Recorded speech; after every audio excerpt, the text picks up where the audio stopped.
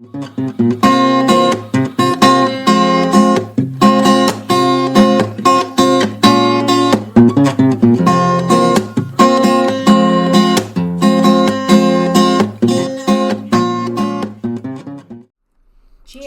from Project Vagabond.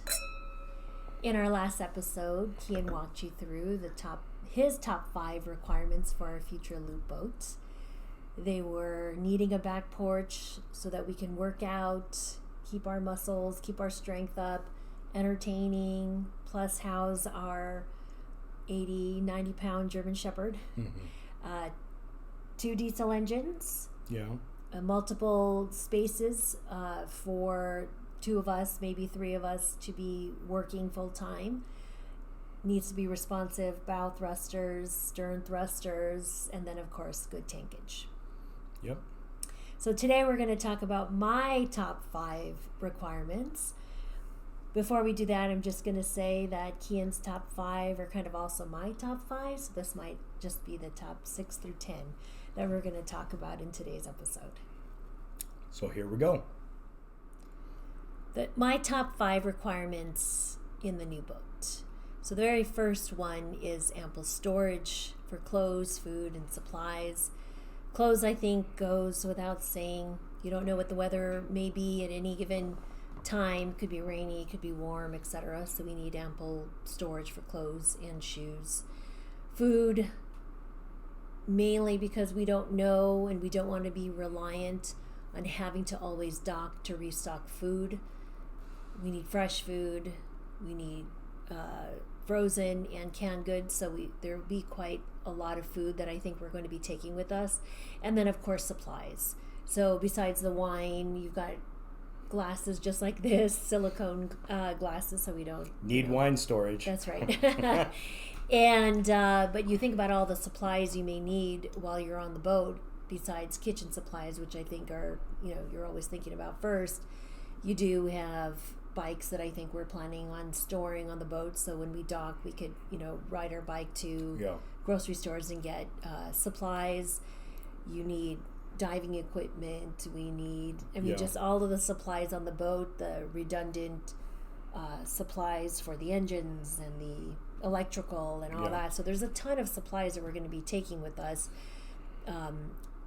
besides supplies for food, clothes, and fetching items on shore. And, on the clothes side of things, I definitely need the boat to have like multiple hanging lockers. We wouldn't want, her clothes and my clothes be jammed into one little tiny available hanging locker. In the boats that we've had, this really hasn't been a problem. There's been lots and lots of storage. So that's just kind of like I want to keep that going. Multiple hanging lockers. For the food and supplies, most boats, they will have storage for food and supplies in the galley and in various other lockers throughout the boat itself. However, the storage that most boats have is they have a massive amount of storage under the bed, under the mattress. So if you lift up the mattress, you'll see underneath the baseboards, there's usually a lot of storage inside the bed. And that's where you store, your canned goods, your paper towels, napkins, toilet paper, other types of supplies that you don't want to go shopping for on a regular basis.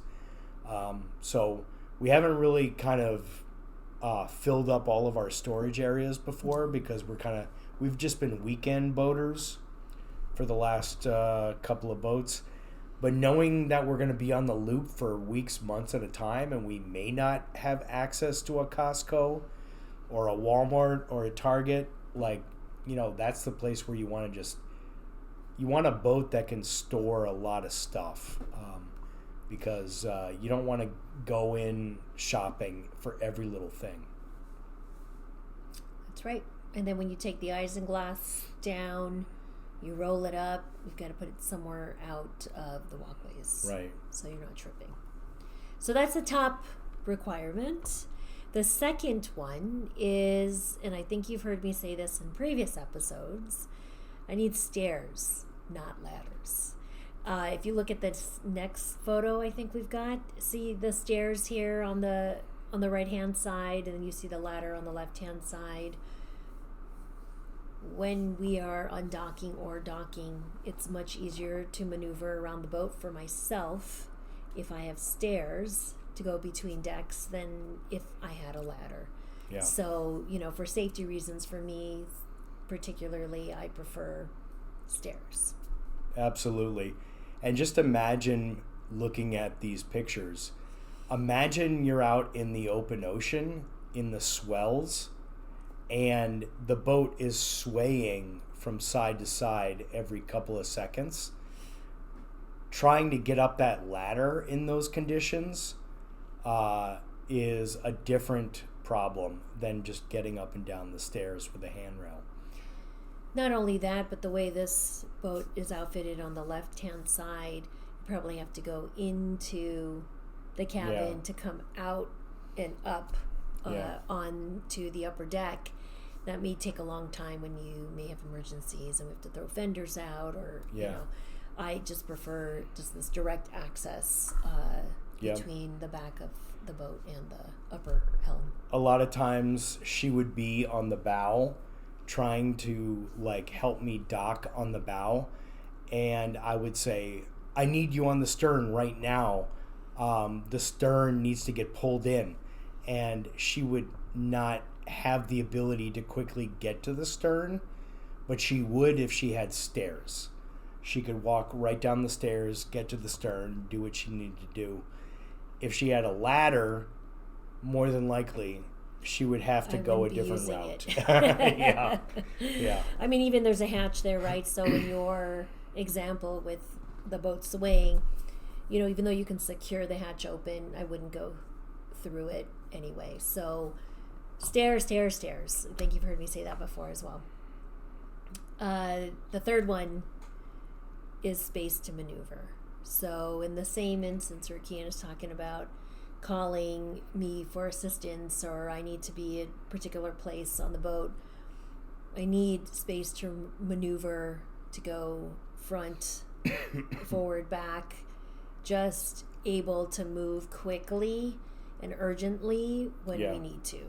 Obviously, when the boat's docked or we're just kind of hanging about, space to maneuver, you have all day to move. But now when we're underway and we've got a situation to resolve. And this is a picture of a boat that has complete walk around side rails and gunnels. Now, we're probably not going to buy a boat like this, admittedly, but this is an example of probably the best walk around and rails that you can have on a boat, where you never have to leave the side rail and go into the boat, etc. Ideally for me, I could circle the entire boat without having to go into the cabin to go to the next section that I need to be in. And especially when we're docking and I have to throw the fenders out, it's, I could get, for practicality reasons, when we dock, difficulty to clean the inside of the cabin, but also just if we quickly have to be there if the winds change or the current changes, it's easier for me to run around outside the boat than to go out, in, out again. Same issue as the stairs, but really it's just a huge pet peeve of mine. And I'm not very big either, so you can imagine how small some of the side railings are that I'm speaking about. Yeah. So on our last boat, we had very narrow sidewalks and we had very low railings. And I actually felt like it was dangerous for her to be out there if we were in any kind of chop. And it made me feel not comfortable at all for anyone to be traversing the side of the boat. So I agree. This is an important one. And space, right? Space also inside. So I don't know if any of you women, men as well, who've had to change sheets on mattresses in any sort of configuration that doesn't allow you to walk all the way around is very difficult. So ideally, and I know this is probably not the top of the list, but it is very difficult to do. Yeah.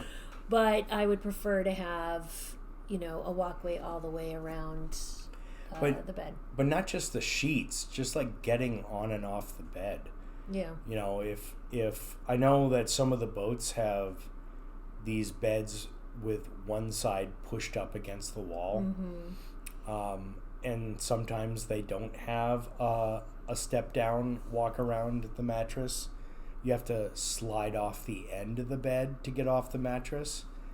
To me, it's a very simple design to just give some side clearance, but it makes a world of difference.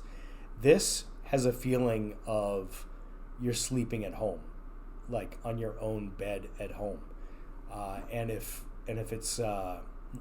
you don't have walk around clearance, it feels like you're sleeping in a camper, more like in an inconvenient place to sleep. So okay, number 4, minimum 2 heads on the boat. I mean, if you have more than 2 people, would be ideal. You have 2 heads. Cleaning, not so fun all the time to have to go through the small space in the heads, but would prefer 2 heads, and then at least a full shower. So, like we said, we may not be at a dock or at a marina where we can just go and shower real quick. So ideally, just one full shower, quick in and out would be great. Wet heads are not ideal for us. We need space, as you can tell with my number 1, 2, 3, and 4. It's all about space, maneuverability, just the ability to kind of not be inconvenienced while we are underway. Well, I would also say that the 2 heads is not just a convenience. It's almost like a very important redundancy. Because we've been on our boats before when one of our heads has stopped working. Either that's a good point. The flush doesn't work anymore, or the tank is full, or there's some reason why you can't use it. Having a backup second head, super important. Yeah. And in the case of having a second head, more than likely that second head has its own holding tank as well. So if you have a full tank on one head, you may not have a full tank on the other one. So I think more practical than it is convenient. And then the full shower, probably won't use that shower much unless you're at anchor.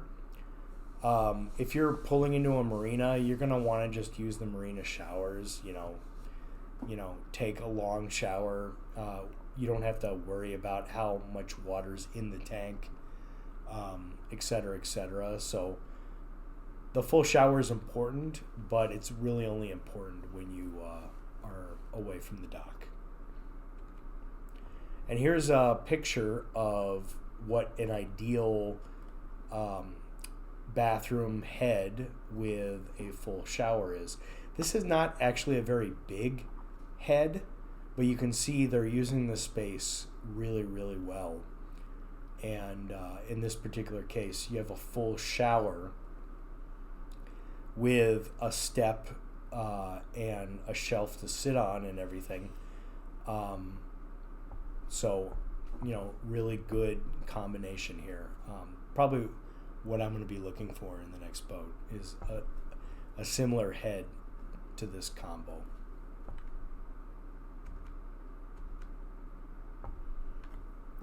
And more space for the galley. This kind of goes with number 1. Just enough space, since we're going to be living on it full time, and we'll be both of us working at the same time.